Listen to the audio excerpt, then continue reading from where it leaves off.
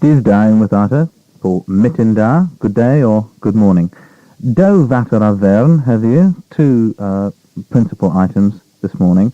The first is to give you a slightly more detailed report of the Kescasilians Kernel section reports from conference working groups that I dashed off to last week, if you recall. And the second is an interview with Len Truran, who is the instigator, founder and manager and general dog's body and everything of Dilanzo Truran. And if you don't know what Dilanzo Truran is, you'll find out when you hear the interview. First of all, the reports from the conference working groups at last weekend's Kescasilians Kernel, a very successful event again. Lots of matters discussed relating to Cornwall. The theme of the conference was Vanishing Cornwall, ? But the session on the Sunday morning that I was particularly interested in was reports from the conference working groups. We had a report from the Working Party on Education, which reported that there is now a handbook of Cornish studies, a Cornish studies handbook, available for use in all schools.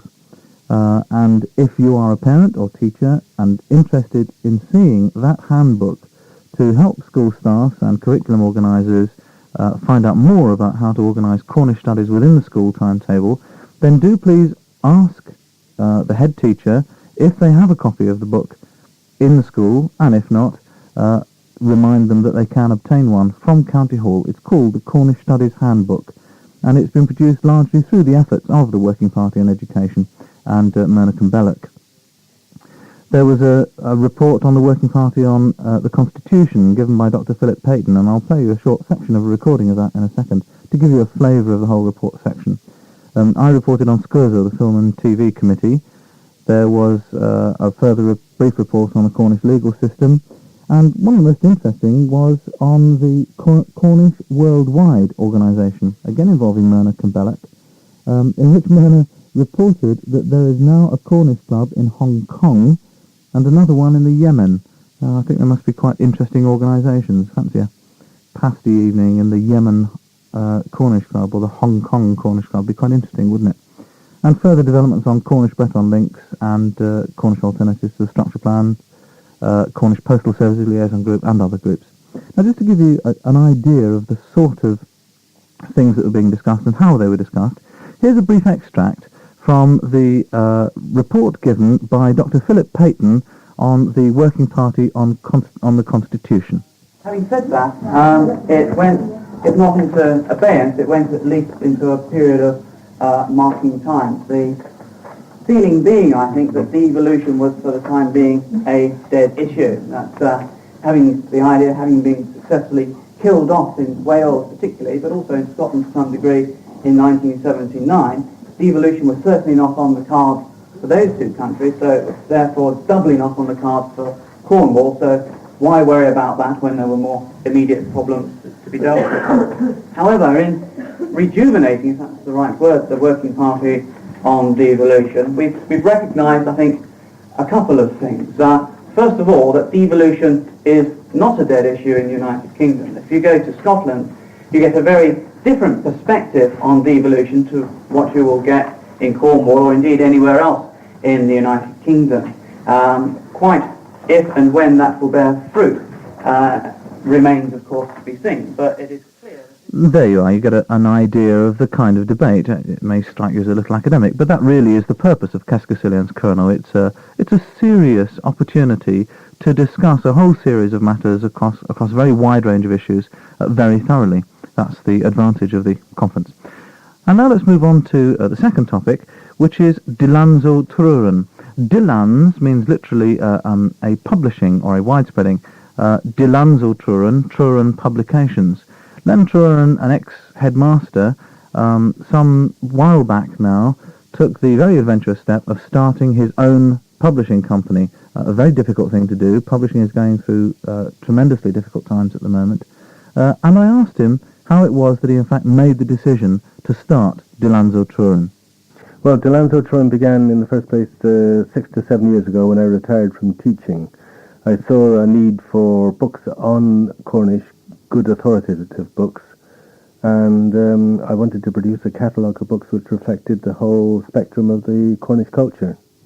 So what do you now actually produce each year? Books covering what area of topics and roughly how many? Well, the whole wide range of Cornishness.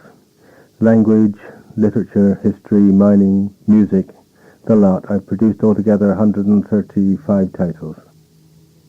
And what role specifically do you play in terms of language books? Are you now the sole publisher of Cornish language books? Well, I am one of the two main producers of Cornish language books. I produce more than anyone else in the language line. And I've found that I've been fulfilling a great need there on this front too. Have sales actually been increasing in the Cornish language material? Yes, in language material they increased phenomenally for about the first 3 or 4 years. They levelled off a couple of years ago, and I'm hoping that there might be a surge forward sometime in the future, but at present we have reached a flat spot. Okay. You obviously took something of a risk going to what's a fairly specialised area of publishing. What were your reasons for doing that? Why did you feel it was necessary to establish a separate, specifically Cornish publishing house? Well, my interest has always been in things Cornish, and I was dismayed in my job as a peripatetic head teacher going from school to school to find that there were many good teachers who knew a lot about Cornwall, but who were not passing on their knowledge to their children. And I discovered that the main reason for this was that they had no source of authority to fall back on. Every teacher, when he's putting over a point, likes to be able to quote chapter and verse, or to be able to have some source of authority when he's challenged. And this just didn't exist, so you wanted to publish the chapter and verse? That's right, I wanted to publish exactly the chapter and verse, you've got it. And you think that the venture is proving to be a success? Oh, the venture is a success, there's no doubt about that. I hear from people all over the world, from Australia, America, wherever the Cornish are to be found. They've got a great interest in their homeland and in their home culture, which they feel to be a national culture. That was Len Truran of Dilanzo Truran Publications. He's in the phone book. His address is Trewolster, Trewergy, Ridroof, and the name is Truran, so a lot of TRs, easy to find. My thanks to Len, and now on to news of Cornish events.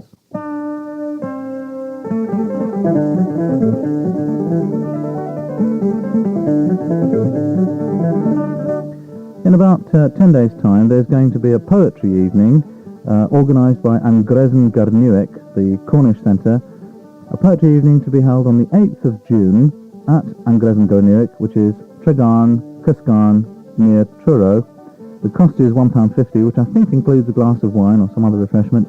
The poems will be both in Cornish and in English, and it should be a very pleasant, enjoyable and civilised evening. Tickets £1.50, poetry evening and Kernewek, the 8th of June, 7:30 in the evening. Nwodu Dwarth Kernewek Kernel Pan Celtic. There is news from the Cornish Committee of Pan Celtic, and Gynna Nwodu Hemmer in Vlydna Ddur and Kestrif Can of Ithrinis in Dowran. In the year to come, 1989, the song contest, which is very popular and well known of course by now, will be divided into two sections. One section for songs written and performed in Cornish, and the other section for songs written and performed in English. That's a new departure. Another new departure is that there will be prize money of £100 for the first prize winner in each section. And that certainly is a new departure, and one which I think will encourage lots of writers to submit their entries. Another event organised by Pan Celtic is the fashion show and dance display, which is on the 31st of May, that's this Tuesday in fact, at 8 o'clock at the Penventon Hotel at Ridroof. Tickets are £1 for adults and 50p for children, selling quite well already I understand, available from the Secretary or directly at the Penventon. Now the Secretary, who you should also contact if you're interested in finding details of the song contest, is Jane Trevenna, and her telephone number is PAR 5093. PAR 5093. If you didn't get that, then write to me, and I can always get the telephone number to you again. And lastly, Pan Celtic have actually asked if anybody knows of a pub or hotel that is interested in holding a Cornish evening, but is looking for performers. Lots of singers and dancers and people involved in the musical culture of Kernel, of course, are involved and actually take part in Pan Celtic. So if there is a pub or hotel that is looking for a Cornish evening or very Cornish entertainers, then again they should either phone Jane Trevenna on par 5093 or get in touch with me and I can put them in touch with suitable performers. Hen you all rag and say na, in without me I lever go morastu or cuslois orthith, and I'm falling over myself now. Hamiara agas gwelers in saith another, even I make mistakes. Do you get a wee bithene? Do you get a wee all? Goodbye.